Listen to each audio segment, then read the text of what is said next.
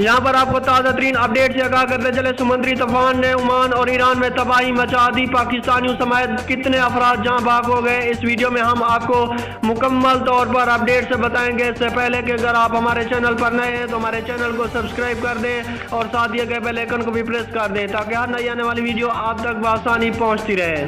जी हाँ, आपको बताते चले, समुद्री तूफान शाहीन ओमान और ईरान के साहिल से टकरा गया, जिसके नतीजे में मुख्तलिफ वाक़यात में 9 अफराद जहाँ भाग हो गए, जिनमें 2 पाकिस्तानी मजदूर भी शामिल हैं। आलमी खबर रसां इदारे के मुताबिक ओमान में आने वाले समुद्री तूफान शाहीन से सैली इलाकों में तेज बारिशों का सिलसिला शुरू हो गया। इस दौरान लैंड स्लाइडिंग से 2 पाकिस्तानी समेत 3 मजदूर मलबे तले दबकर जहाँ भाग हो गए।